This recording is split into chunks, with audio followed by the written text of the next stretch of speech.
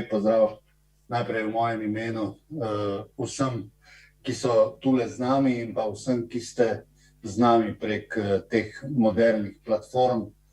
Danes je pač tako in upam, da naslednje leto boste znova v tej dvorani enega izmed osnovnih pokroviteljev dirke po Sloveniji, Telekoma Slovenije. Dame in gospodje, govorci so že pripravljeni. Poseben pozdrav, upam, da nas sliši tudi Luki Mezgec, enemu od 7 slovenskih kolesarjev, ki vozijo v svetovni seriji. In pa predvsem lep pozdrav vsem kolegom, kolegicam, predvsem novinarkam in novinarjem.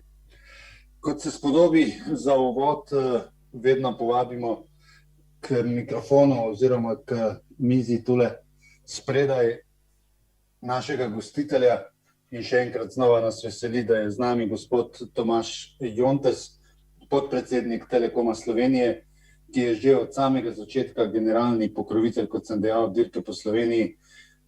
In lepo prosim, če pridete tule še enkrat. 30 let bo letos praznovala država in mi smo pred 27. dirko po Sloveniji.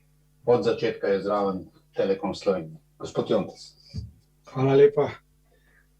Lepo pozdravljeni novinarji in novinarke, gospa Novak, gospod Fink, ostali sponzorji, seveda nadaljavo lepo pozdravljam tudi gospoda Luka Mezgeca. V čast mi je, da vas lahko tudi v takšni obliki gostimo v Telekomu Slovenije. Na nek način smo ponosni, da smo tudi v teh zelo spremenjenih časih zagotovili Sloveniji vse potrebne povezave za normalno delovanje. Z nestrpnostjo pričakujemo dirko po Sloveniji, pričakujemo kot navijači, kot ljubitelji kolesarstva, kot sponzorji. Kolesarji nas namreč navdušujejo z dneva v dan, z dirke v dirko. Mnogo tere vrednote so enake našim. Ponosni smo na zmage, ponosni smo na vrhunske rezultate, predvsem smo ponosni na timski duh in tudi na ostale vrednote, ki nam jih vedno znova pokažete. Kot je povedal kolega Darko, mi smo od vsega začetka zraven pri dirki po Sloveniji. Navdušuje nas vztrajnost organizatorjev, navdušuje nas to, da grejo kolesarji iz kraja v kraj, vsako vas, vsako mesto, s katero jih vodi trasa. In ta dirka se po našem mnenju postavlja ob bok najpomembnejšim kolesarskim dirkam na svetu. In seveda še enkrat ponosni smo, da glavno besedo vodijo mnogokrat tudi naši kolesarji. Prepričan sem, da bo kljub omejitvam sama dirka odličen mehurček, da bo fenomenalno izpeljano. In pomembno je, da se po letu premora svetovna kolesarska smetana, tudi z nekaterimi največjimi imeni, ponovno vrača na slovenske ceste. Na naše dolgoletno partnerstvo smo res izjemno ponosni v Telekomu Slovenije. Tukaj delimo našo vrednoto povezani in ponosni smo na zgodbe, ki jih je v svoji zgodovini napisala ta dirka.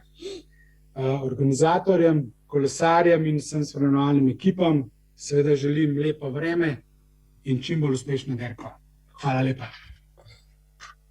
Hvala lepa gospodu Jontesu, hvala lepa seveda Telekomu Slovenije, še enkrat tradicionalnemu in zvestemu pokrovitelju dirke po Sloveniji, ki je ena od športnih prireditev, ki raste skupaj tudi z našo državo.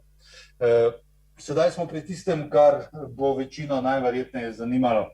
Veliko se je že govorilo, še več tudi pisalo o tem, kdo pride ali pride prvič na dirko.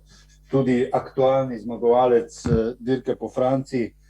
Sam se v to pretirano ne bom vmešaval, kajti tu imamo za te stvari tistega, ki ve največ z tega področja, organizacijskega direktorja dirke Bogdana Finka, ki ga seveda vabim, da pride za govornico.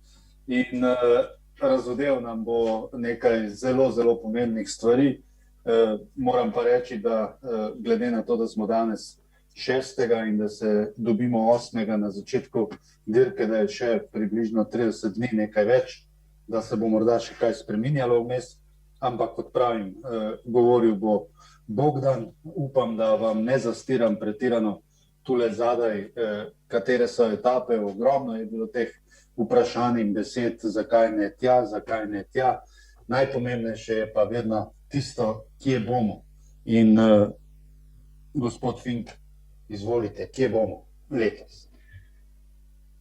Dare, hvala za besedo. Lep pozdrav vsem prisotnim danes, novinarjem, partnerjem dirke in pa lep pozdrav tudi v našemu šampionu Luki Mezgecu, ki je danes tudi z nami, da si je utrgal tole urico, ki je v svojih pripravah na Tour de France. Torej, kolesarska dirka po Sloveniji, 27.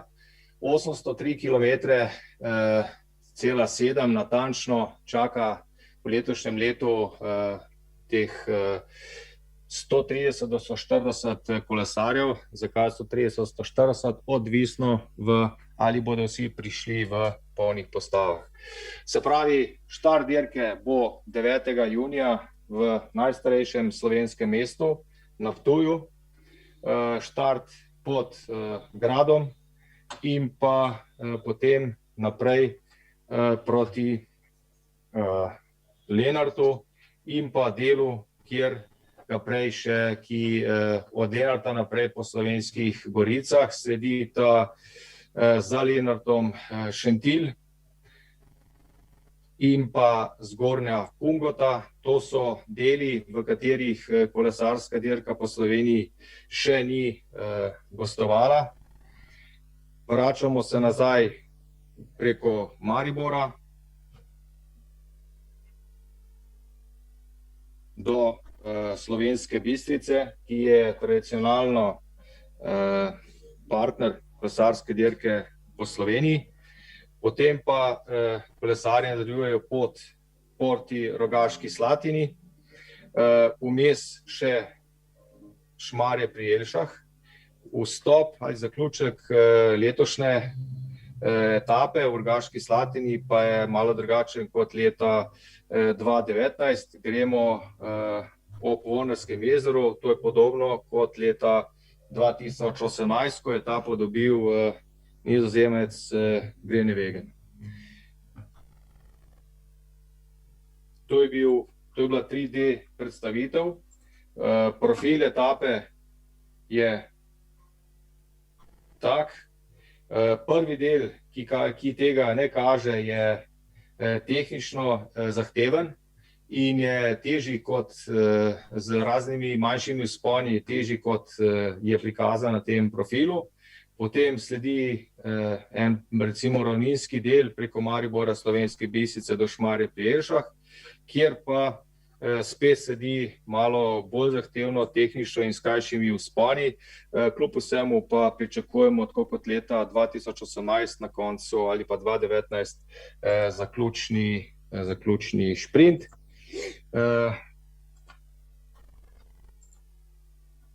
Štart etape bo malo čez 13. uro na Ptuju. Predstavitev ekip se bo začela ob 11:30 uri in pa potem po najhitrejši varianti cilj 16:46 ali pa 17:19 po zaključnem krogu v Rogaški Slatini. Cilj pa, tako kot vsako leto, pred železniško postajo.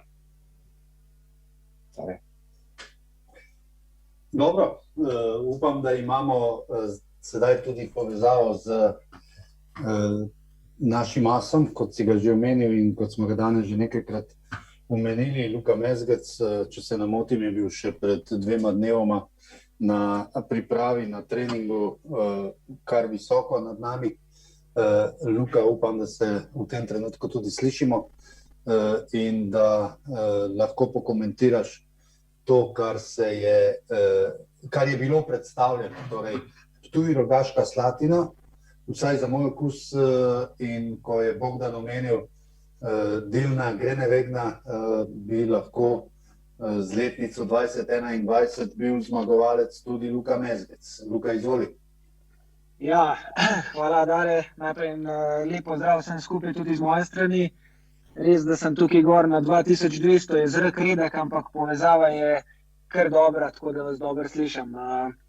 Najprej hočem reči, da sem zelo vesel, da smo po enem letu suše nazaj na dirki in z vsemi sponzorji, ki so to omogočili, se tudi z strani tekmovalcev zahvaljujem.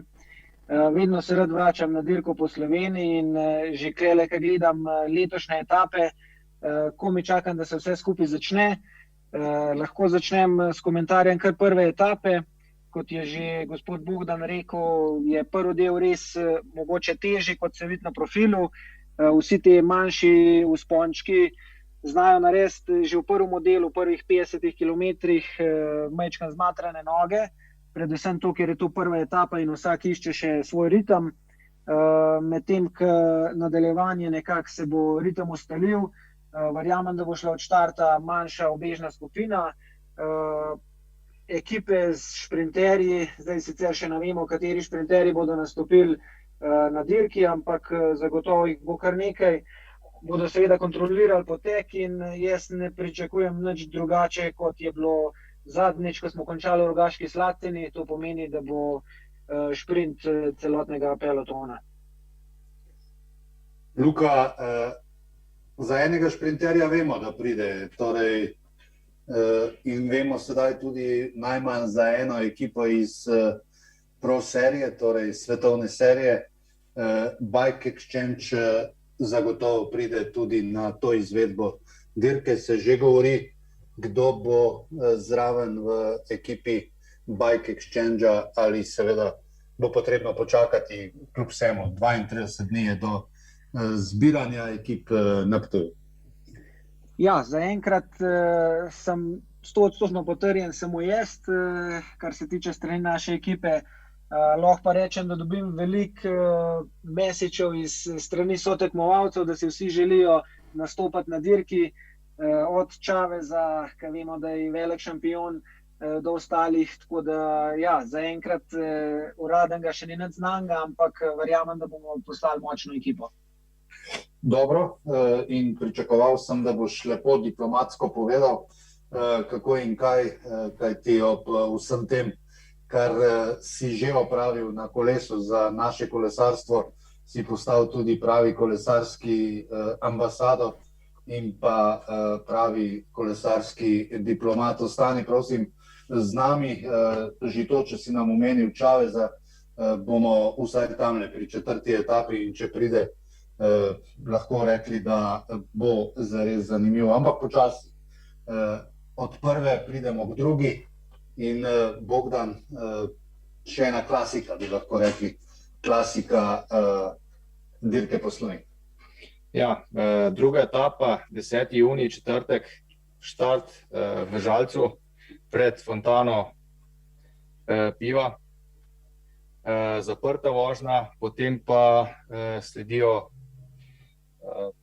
Braslovče, kjer bo prvi leteči cilj, potem manjši vzpon, Andraž nad Polzelo, Velenje, Šoštanj. To so tudi deli, kjer kolesarska dirka po Sloveniji dolgo že ni gostovala. In potem proti Mozirju, Nazarju sledi prvi gorski cilj, spust v Vransko, nov leteči cilj, in pa potem ravninski del, potem pa sledi zaključni del z vzponom na Svetino oziroma Celjsko kočo, prej še Šentjur in pa Štore. Klanec smo peljali že leta 2019, kjer smo videli, da je naredil kar dobro, izdatno selekcijo pri tistih najboljših. Spust v Celje je izredno zahteven, tehničen, in pa po letu 2018 nova cilj na Celjskem gradu, kjer nazadnje slavil Rigoberto Uran pred Rogličem. Tukaj že pričakujemo prve zametke tistih, ki bi lahko konkurirali za končno zmago. Je pa res, da je etapa še krajša kot prva, 147 km, pomeni, da tudi pobegi najbrž ne bojo uspešni oziroma več kot 3 minute in pa zelo težko bo v zadnjem delu popravljati karkoli, kolikor pridejo do napake, se pravi padca, defekta ali kakorkoli. Se pa veselimo zaključnega vzpona na Celjski grad. Luka, 2 špici, 3 špice bi lahko rekli. Sedaj takole, ko govorimo s poklicnimi kolesarji in ko omenjamo višini 718 ali pa 697, na prvi pogled ne deluje, kot da je to nekaj hudega, ampak ko pa pogledamo vendarle te povprečne naklonine, pa to bo zelo, zelo zanimiva etapa že drugi dan. Ja, zagotovo. Mislim, da je zelo podobna etapa, kot je bila leta 2019, in sicer ta vzpon na Svetino vsi že dobro poznamo. Je zelo težek klanc, predvsem od štarta je zelo, zelo strmo in mislim, da se bo tukaj naredila res večja selekcija. Se pravi, čez ta vzpon Svetino jaz ne pričakujem več kot 20, mogoče 25 kolesarjev. Res pa, da zna biti manjša selekcija, kot je bila v zadnji ediciji, ki je bilo pač res ravninski cilj, v bistvu zadnjih 10 km je bilo ravno in čisti šprint, medtem ko je zdaj tudi zaključen vzpon na Celjski grad. Tako da ja, majčkeno bo kle kalkuliranja in ekipe bodo malo šparale svoje kapitane za ta zadnji vzpon, ki je dolg, mislim, da dober kilometer. Prav zanimivo bo, ko boš po končani novinarski konferenci sporočil oziroma poslal tele špice Čavezu, ko bo še bolj pritisnil na športne direktorje vaše zasedbe, da bi prišel v Slovenijo. Luka, zanimivo se mi zdi pri teh 4-5 dnevnih dirkah, da je vse bolj trend, da ni potrebe po 190-200 km na dan, ampak teh 147 res, ne bom rekel atraktivnih, seveda atraktivnih, ampak zelo, zelo delovnih. Ves čas je potrebno paziti, kaj se dogaja v karavani. Ja, mislim, jaz sem zelo vesel, da je organizator toliko pameten in da nadaje te predolge etape, ker mogoče tudi marsikoga daljše etape odvrnejo od nastopa, predvsem od teh večjih šampionov, kle govorimo. Mislim, da daljše etape ne zagotavljajo nič drugačnega zaključka. Dostikrat vidimo, da so krajše etape bolj intenzivne in da je tudi na koncu več akcije. Tako da ja, mislim, da ta 150 km dolga etapa oziroma še 3 km manj bo ponudila z vsem, kar ponujajo največje etapne dirke tudi drugje po svetu. Vemo pa, da tudi Slovenija, konfiguracija Slovenije je dosti težja kot konfiguracija kakšne druge dežele in čeprav se na profilu na prvi pogled na vid, koliko je neravnin, vemo, da je pač, da praktično ravnine ni in kljub samo 147 km bomo kar fajn utrujeni, tako da zadnji vzpon na Celjski grad bo vsekakor ponudil dobro akcijo. Ampak lepi spomini kljub vsemu, Luka, na Celje. Takoj si tudi omenil, da je tokrat zaključek malo drugačen kot na zadnje, ko si z dvignjenimi rokami prišel mimo občine. Ja, mislim, da bo tukaj majčkeno bolj kontroliran še zmer v tem delu po vzponu, kajti vemo, da zadnji vzpon, zadnji ciljni vzpon ni tako lahek in se bodo nekako te, bi rekel, šprinterski vlaki, čeprav to ravno ne bodo, ker bodo se zaključili kilometer do cilja. Se pa spomnim, ko smo že končali na Celjskem gradu, sem bil jaz del tega vlaka, ker smo lovili, mislim, da zadnje 2 ubežnika. Takrat sem delal za Derla Impija in mislim, da je na koncu končal drugi ali tretji. Tako da ja, poznam vse odseke in mislim, da bo zelo zanimiva etapa. No, in če pride Čavez, ker njegov poznavalec Luka Mezgec pozna in prvo in drugo etapo, ja, Očitno bo res zanimivo v tistih dneh junija, ne samo na Štajerskem, pač pa po celotni zeleni Sloveniji. Lepo si tudi pohvalil, da so prireditelji pametni, bravo. Luka, vzel si mi besedo z ust, kajti ko je Bogdan govoril o zaprti, pa o fontani piva, sem se kar malo zdrznil, ampak na srečo je govoril o zaprti vožnji v Žalcu in ne o zaprti fontani piva. Mi gremo naprej, Brežice, Krško. Spomnim se, ker sem tudi že nekaj let zraven, v Krškem nekdaj tudi vožnje na čas. Moram reči, da se je ogromno govorilo okrog tega, da bo tudi letos na dirki po Sloveniji vožnja na čas, ampak po kilometrih, ki so tule pri tretji etapi napisani zraven, tole ni vožnja na čas. Posavje, Brežice, Krško, Bogdan. Ja, tako je. Čisto posavska etapa, start v Brežicah, v centru, pri vodnem stolpu, potem gre kolesarji preko Kapelj do Bistrice, ob Sotli, cilj preko Irštajna, Kozje. To so deli, ki smo jih že včasih tudi Kozje smo že peljali, tudi del tukaj proti Senovem smo že peljali. Sevnica že dolgo časa ni bila vključena v dirko, potem pa sledi drugi vzpon, sicer za kolesarje lažji, spust preko Rake do Dolenjskih Benetk, Kostanjevica na Krki, potem pa zaključni del etape, kjer se ponovno karavana seli nazaj v Krško in sledi zaključni vzpon ali pa vzpon, ki ni tako nedolžen. Spust je tehničen, tudi ko se kolesarji spustijo v Krško, sledijo ponovno krajši vzponi in potem zadnji kilometri popolnoma ravninski. Prepričan sem, da je to tretji dan čas za pobege, ker tisti, ki bojo spredaj oziroma v zaključnem delu oziroma tisti, ki bojo zadaj, so približno vsi na istem in ni izključno, da v tej etapi kakšen pobeg tudi uspe. Kot ste pa videli, Brežice, Krška, te etape še ni bilo na sporedu, v Brežicah smo imeli že ciljni štart, v začetku dirke 93-94 je bilo udeleženo tudi mesto Krško, no, zdaj bo pa petek 11. junij s štartom ob 11. uri. Mislim, da je štart v Brežicah, je pa to spet neka nova etapa.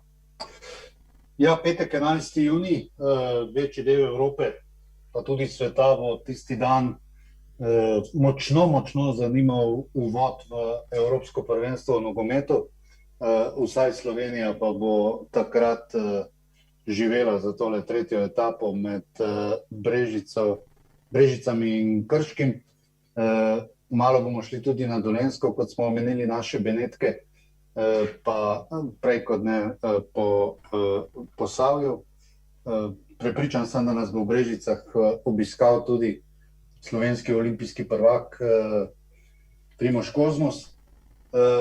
Seveda pa bo na kolesu v tej karavani tudi Luka Mezgec, tudi ta tretji dan. Znova kar nekaj špic. Kaj bi rekel o tej žagici, kot radi rečete, kolesarji, vsaj Matej Mohorič ima te žagice zelo rad. Res zanimiv, vsaj tako se mi zdi, tudi profil te tretje etape. Ja, tretja etapa je res razgibana in mislim, da bo ena izmed najtežjih, čeprav ne kraljeva etapa, zna biti še zmeraj ena izmed najtežjih na celotni dirki. Tukaj, če se navežem na besede gospoda Finka, glede ubežne skupine, se strinjam, da bo tukaj veliko apetitov ekip, ki imajo kolesarje za beg. ampak že takoj v štartu bodo tukaj tudi ekipe, ki bodo nekako nasprotovale taktiki ekipam za beg. To se pravi, da bo veliko odvisno od samega štarta, kako bodo ekipe kontrolirale, kako velika skupina ubežna bo šla, in mislim, da tukaj v tem dnevu bo kar nekaj časa, bomo kar nekaj kilometrov prekolesarili, preden se bo izoblikovala tista ubežna skupina. In kot vidimo od štarta, ni nekaj ravno, tako da zna biti že prvih 40 kilometrov zelo pestrih te etape. Tako na prvi pogled ta etapa še najbolj ustreza meni, če bom seveda v taki formi, kot si jo želim. Če bo nekako še kakšna ekipa pomagala pri kontroliranju, mislim, da zna biti tudi šprint nekako manjše grupe v cilju, in upam, da bom jaz v njej, kjer se bom tudi potegoval za zmago. Ob tem, da bo ta petek začetek Evropskega prvenstva v nogometu, bo takrat recimo 15 dni do začetka tura. Vemo, da boš tudi ti del francoske pentlje letos. Čemu lahko ta dirka v Sloveniji za tiste, ki boste odšli na tur, največ služi? Ja, vsekakor pripravi nekako lovljenju tekmovalnega ritma. Vemo, da nekateri kolesarji bomo prišli iz tega večjega bloka treninga, iz višinskih priprav in tako naprej, in tisti, ki se ne bodo odločili za dirke, kot sta Dauphiné in Švica, bo to idealna priložnost za lovljenje tekmovalnega ritma. In ravno ta obseg 5 etap je ravno pravšen, da se kolesar ne utrudi preveč in da dobi vse v bistvu prednosti take težke, kratke, intenzivne dirke. 10 dni Švice, pa recimo 8-7 dni Dauphinéja ali 5 dni Slovenije. Kaj je najbolj idealno, ali je to odvisno od posameznikov, kako se pripraviti za to? Mislim, da je tukaj zelo odvisno od posameznika. Nekateri rabijo več tekmovalnih dni, težjo dirko, medtem ko drugi rabijo biti bolj sveži in jim upoštev pride ta krajša, bolj intenzivna dirka. Moj plan je sicer, da bom vozil obe, Dauphiné in Slovenijo, ampak nekako upam, da Dauphiné mi ne bo treba dokončati, tako da bom prišel še v solidnem stanju tudi na Slovenijo, in seveda, da se ne bom v tem junijskem delu preveč iztrošil pred samo Tour de France. Veliko se pogovarjaš, vem, da si zelo aktiven tudi v teh pogovorih med kolesarji. Dirka po Sloveniji je dobila še enega zelo zahtevnega konkurenta v svojem terminu, dirkanje po Belgiji. Vemo pa, kaj Belgija pomeni v svetu kolesarskega športa. Kaj to pomeni pri izbiri kolesarjev, Belgija, Slovenija pred Francijo? Ja, res je močna konkurenca, kajti vemo, da Belgija je zibelka kolesarstva, in vemo, da je, če zmagaš v Belgiji, kar velik podatek, ne glede na to, kakšna kategorija dirke je. Ampak mislim, da tisti, ki se bodo pripravljali na dirko, kot je Tour de France, in bolj upoštev pride dirka po Sloveniji, kajti klanci so daljši in nekako po profilu je ta dirka po Sloveniji bližje Tour de France kot pa dirka po Belgiji, kjer zna biti kar velikrat mogoče prenevarno v samih šprintih, in kakšni večji kapetani za Tour de France si ne želijo preveč rizika pred samo dirko v Franciji. Ja, lepo si povedal, Luka, tudi tole. Torej, Slovenija in Belgija, ki se merita tam za prvo mesto v seštevku reprezentanc na svetovni lestvici, tudi v tem času med 9. in 13. junijem istočasno svojo dirko. Mi pa hitimo naprej in z vzhodnega dela Slovenije odhajamo dobesedno na skrajni zahod. Tokrat bo cilj 4. etape v Ajdovščini in pravijo, da kraljevska etapa, zaključek pa nad Novo Gorico. Bogdan, izvoli. Ja, Darek, hvala za besedo. Popolnoma drug del Slovenije, štart, ne cilje v Ajdovščini. Leta 2019 je bil štart v Novi Gorici in cilj v Ajdovščini, tokrat pa obrnjena etapa, trasa pa kar dosti drugačna. Sledi takoj po štartu leteči cilj v občini Renče Vogrsko, prvi gorski cilj, ki je bil sicer na sporedu tudi leta 2019, potem pa popolnoma novi deli Meren Kostanjevica, Šempeter pri Novi Gorici, novi partnerji kolesarske dirke po Sloveniji. Potem pa se za Novo Gorico in pa kanalu ob Soči sledijo Goriška Brda, ki so že tradicionalno zraven. Spust potem v Novo Gorico, še en vzpon nad Novo Gorico na Ravnico in potem pa zaključen vzpon na Sveto Goro, ki je že gostila cilj dirke po Sloveniji leta 2006. Etapa je 164 km dolga, pričakujemo, da bo to okrog 4 ure, je izredno razgibana, tudi tehnično na nekaterih delih, skupno malo več kot 2800 oziroma 2900 metrov višinske razlike, predvsem pa ta zadnji del, vidite, od 44 km naprej pa do cilja pa je, bom rekel, izredno zanimiva oziroma tudi naporna in za pričakovati je ogromno pobegov in mislim, da se bodo tukaj kar menjavale skupine v vodstvu oziroma v pobegih. Zaključni vzpon pa je tudi izredno strm in pa po vsej verjetnosti, kdor bo prišel tukaj med prvimi na vrh, bo najbrž tudi končni zmagovalec. Ja, če to napove organizacijski direktor dirke, potem bo najverjetneje že držalo. Vsaj sam tole etapo imenujem, ko prihaja posvetni Bogdan k patru Bogdanu na Sveto Goro. Kaj se bo potem nadaljevalo, ko bosta na vrhu oba Bogdana, skupaj bomo videli, ampak prej bomo še dobili zmagovalca, kot pravi Bogdan, dirke in etape. Luka, se strinjaš? Ja, zagotovo. Mislim, da kraljeva etapa ne ponuja samo kraljevega zadnjega vzpona, ampak kar kraljevo celo etapo. Tukaj kot kolesarjem bo zelo pomemben tale vzpon na Ravnico, kot vidimo po profilu ga opravimo kar dvakrat. In sicer, ko ga bomo upravljali prvič, bo seveda tempo ne tako visok, kot ko ga bomo upravljali drugič, ampak bo pa pomemben, ker nam bo dal določene podatke, kako bomo svoje kapetane spravili v ospredje pred samim vzponom, medtem ko bo za kapetane, predvsem za tiste tujce, ki ne poznajo tega vzpona, bodo vedeli približen procent naklona in kako poteka vzpon.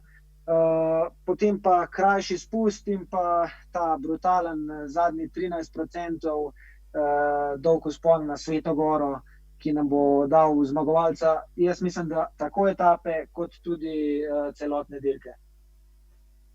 Je možno, Luka, da se tule odloči oziroma da pride pod zaključni vzpon že tista samo skupina, ki bo potem odločala, ali naj bi tam vendarle bila še skupina, ne vem, 30, 40, 50 kolesarjev? Ja, zelo odvisno je, kateri kolesarji oziroma katere ekipe bodo pač krojile dirko. Zdaj, če bo tukaj nek čisti vodja oziroma čisti favorit dirke, bi jaz rekel, da zna biti večja skupina kolesarjev, kajti nekako, če imamo šampiona, recimo tukaj zdaj, če pride Tadej Pogačar, vemo, da je že na štartu nekaj respekta in vsak ve, da Tadej si želi zmagati etapo oziroma si bo želel zmagati etapo, tako da nekako tudi tiste ubežnikom vzame malo morale, da gredo na nož od štarta dirke oziroma od štarta etape, ker vsak ve, da bo tukaj močna ekipa Tadeju Pogačarju, ki bo kontrolirala celoten dan in na koncu mislim, da bo večja skupina prišla zadnjič skozi Novo Gorico in pa v zadnje 2 vzpona. To pomeni, 30 kolesarjev skoraj zagotovo. Lahko je pa res kaotičen dan, lahko je tudi kakšen dež, ki vemo, da še bolj razreč celoten peloton. Poznamo tiste ceste, so tam zelo spolzke in zna biti zanimiv, kakorkoli se bo obrnil tisti dan. Ja, prav zanimivo, da si nas spomnil na leto 19 in na kaotični dan ravno na tej etapi. Vemo, kako nas je pralo v Novi Gorici, potem se je sicer umirilo na poti proti Ajdovščini, ampak danes govoriti o tem, kaj bo tisto soboto 12. junija, je res težko, ko govorimo o vremenskih razmerah.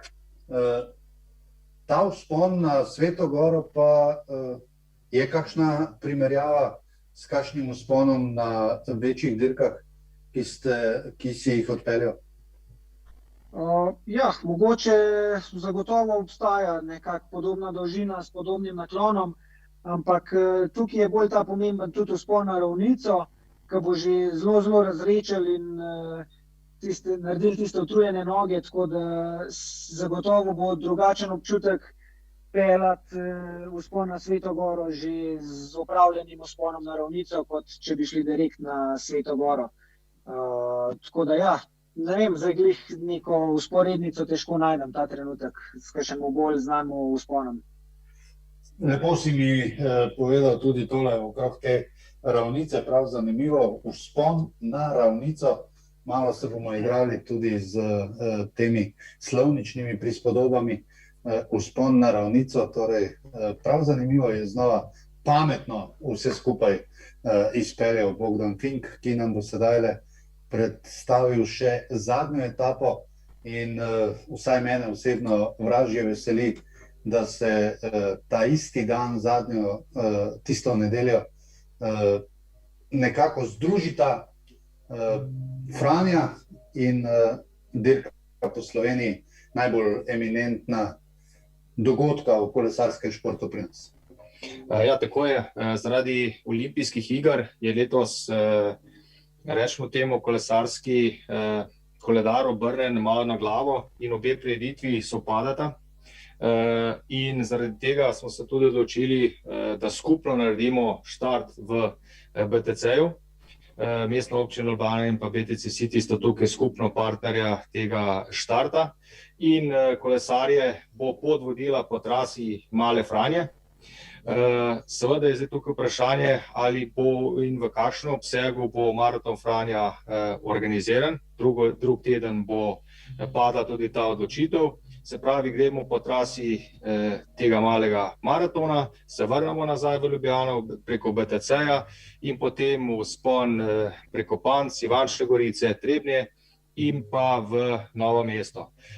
Profil ni težak, je pa res, da na koncu se je nabralo tudi kar nekaj kilometrov. Glede to pa, da je to zadnji dan in da profil ni težak, mislim, da bo to kolesarji premagali to razdaljo v enakem času, kakor tiste etape, ki so dolge 160 km. Luka, seveda vse skupaj bi povezal tudi sam z dirko po Franciji. Praviloma je zadnja nedelja na dirki po Franciji parada šampionov in edina dirka, ki zadnji dan ne dobi spremembe. Res me že od nekdaj zanima, kaj bi bilo, če bi po sobotni etapi na dirki po Franciji bila sekunda razlike med prvim in drugim, ampak pustimo to. Lahko rečemo, da bo tole parada šampionov, kdor bo imel zeleno majico, ki bo majica vodilnega na dirki po Sloveniji, v nedeljo samo mirno vse skupaj pripelje po Mali Frani in potem na glavni trg v Novo mesto. Vsekakor ne. Mislim, da je dirka po Sloveniji oziroma tudi vse ostale dirke, ki niso dolge 3 tedne, so prekratke, da bi bile zadnji dan samo parade šampionov. Tako da ja, bo etapa, običajna etapa. Prvo kot prvo bo boj za priti v beg. Spet tukaj bodo ekipe šprinterji, ki bodo nadzorovali potek prvega dela etape, vzpon na Suhi dol, poznamo iz Male Franje, in pa potem kar nekaj časa nazaj proti Ljubljani, kjer bo mogoče najlažji del tega dneva, potem pa vzpon na Pance, tudi vzpon, ki v bistvu ni tako težek, sicer tehnično je majčkan zavit proti vrhu, mogoče majčkan tehničen spust in pa čez Polico proti Ivančni Gorici. Ko pridemo nekako v Novo mesto, pa tisti tipičen krog, ki ga že poznamo iz prejšnjih edicij, vemo, da bomo vhod v cilj videli dvakrat pred samim zaključnim šprintom in kot vedno najbolj pomemben bo tisti zadnji ovinek pred Kandijskim mostom, kjer moraš za dober rezultat biti med prve tri. Torej, slišimo pred Kandijskim mostom. Nazadnje, ko se je prihajalo na Kandijski most, se je prišlo z druge strani, kot smo vajeni. Tule se najverjetneje prihaja iz tradicionalne strani, ali pač ne?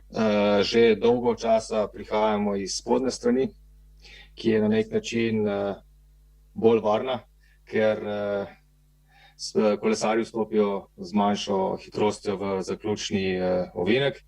Je pa to v zadnjem kilometru edini zavoj, sicer pravokoten. S strani organizatorjev bi pa sem še opozoril, da v skladu z dogovori z organizatorji v BTC-ju je štart te etape že kar zgodaj, 10:15. Cilj pa malo pred tretjo uro.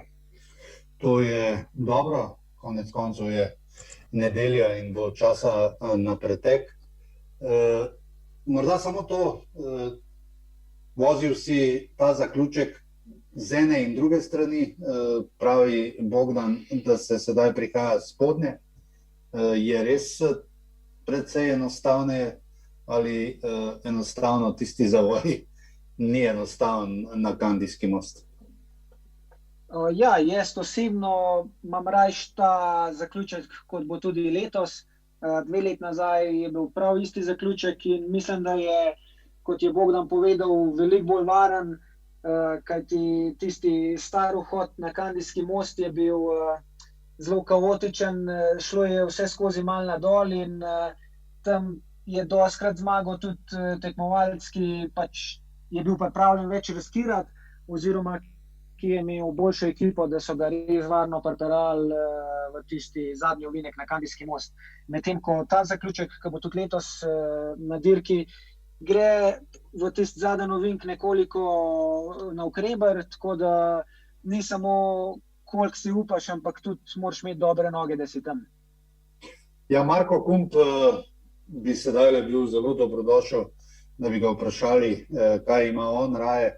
Ampak Marko Kump tako ali tako ni več na kolesu, ampak je v spremljevalnem vozilu Adrie Mobila. Bogdan, povedali smo prej kot ne vse o etapah, sedaj pa tisto, kar morda vse kolegice, kolege daleč najbolj zanima. Ekipe. Pride, ne pride? Luka Mezgec pride. Ja, Luka Mezgec je povedal, da pride. Jaz sem te vprašal, pride, ne pride. Vemo, o kom govorimo, ampak govorimo predvsem o tem, kdo od fantov iz svetovne serije pride, koliko ekip iz svetovne serije pride in pa predvsem koliko Slovencev se obeta iz te svetovne serije. 6 jih je še na voljo ob seveda našem Luki Mezgec. No, kolesarska dirka po Sloveniji je letos prvič uvrščena v razred Pro Series, kar pomeni, da je na nekem istem nivoju kot leta 2019. To je 20 dirk, to je takoj za skupino World Toura. Nastopalo bo 4 skupine World Tour, se pravi UAE, Astana, Bahrain in pa Lukatova ekipa Team Bike Exchange. Potem imamo 8 ekip iz prokontinentalne ekip, in pa sledijo še kontinentalne ekipe, med njimi tudi slovenska nacionalna reprezentanca, Ljubljana Čusto Santik in pa Adremobil iz Novega mesta. Konkurenca je raznolika, bomo temu rekli. V kar nekaj ekipah nastopajo naši kolesarji. Veliko je bilo že govora, ali pride Tadej Pogačar ali ne. S strani organizatorjev lahko rečemo, da uradno tega še nimamo. Tudi nimamo uradne ekipe od Bahrain Victorious, kjer so tudi slovenski fantje. Vemo, da je tudi italijanski ekipi Androni Giocattoli Jerman, tako da do dirke je še 30 dni, 32 mislim, da si rekel, in počasi tam najkasneje 72 ur pred dirko pa bo že jasno, kdo bo nastopil na letošnji dirki. Ja, sam si upam reči, da če pride Tadej Pogačar, da bo najverjetneje zraven potem tudi Jan Polanc, kajti Tadej skoraj da ne gre več nikamor, če ni zraven Jana. Pri Bahrainu si skoraj upam reči, da Mateja Mohoriča, ki ima dvojni program 3-tedenskih dirk, ne bo, ampak to so moje razmišljanja. Tako je utihnil, kajti Luka, veš ti kaj več? Ne, sta že kar dobro vse ugotovila. Tukaj lahko samo pripomnim, da tisti, ki vozijo Giro d'Italia, je zato toliko pozen, da dajo te štartne liste ven, ker nikoli ne vemo, v kakšnem stanju kolesar preživi to 3-tedensko dirko. Vemo, da v Bahrain Victorious bo sigurno velika želja slovenskih fantov za nastop, ampak ja, kot rečeno, če dobro preživijo dirko po Italiji, bodo zagotovo tudi zelo motivirani na štartu dirke po Sloveniji, medtem ko če pride do kakšnih bolezni, padcev in podobno, seveda pol to malo spremeni vso zadevo. V zasedbi UAE sta možna tudi dva nekdanja zmagovalca dirke po Sloveniji, Rafal Majka in pa Diego Ulissi, če se ne motim. Ampak, kot smo rekli, ne, počakamo, 72 ur pred začetkom bo vse jasno. Mislim, tako kot je rekel Luka, da bo jasno tudi že prej. Edini, ki je napovedal resno svoj prihod, je bil ekipi Bahraina Victorious, četrti Tour de France, to je Mikel Landa. To lahko rečemo uradno, ostale stvari pa še čakamo. Ja, torej, morda se lahko zgodi, da bomo imeli na dirki zmagovalca Gira, kajti Mikel Landa ima velike želje na Giru z Gorazdom Štangljem in pa seveda upamo še vedno, da se Tadej Pogačar odloči in kot prvi zmagovalec Tura pride. Konec koncev Tur ima, nima pa Slovenije za svojim pasom, zdaj pa kaj je bolj pomembno, naj pa sam razsodi vsak med vami, ki ste seveda v tem trenutku z nami. Konec koncev ima, če se ne motim, 3 bele majice Slovenije in le eno iz Tura. Veliko je odprtega, ne, torej za letošnji junij. 3 majice bele Slovenije, to tudi nekaj velja, ne? Sigurno. Ob koncu bi še dodal, da imamo, kar se tiče televizijskih prenosov, vsak dan 2 ure prenosa in pa cilji so, tako kot ste lahko videli, prvi dan ob 5, potem pa vsak dan okrog 15 ure, še malo več kot mesec do dirke. Imamo tudi COVID pravilnik, malo težje bo vse skupaj letos organizirati, pripraviti. In pa tukaj apeliram na vse tiste, ki si bodo dirko gledali v živo, ne samo preko TV-ja, da ostanejo ali pa da so odgovorni in da vsi skupaj spoštujemo ukrepe, ki so potrebni v skladu z našo zakonodajo in predpisi UCI-ja, Mednarodne zveze, da bomo dirko nemoteno speljali. Ja, o teh protokolih bo ogromno govora. tudi v naslednjih tednih, dnevih, kajti sedaj je zelo pomembno tudi kako bomo obarvani, kakšen semafor bomo spremljali tedaj, in tudi organizatorji bodo povedali, kako in kaj z obnašanjem kolegic in kolegov novinarjev. Prosil bi še enkrat Luko, nek skupen komentar, kakšna dirka se pričakuje.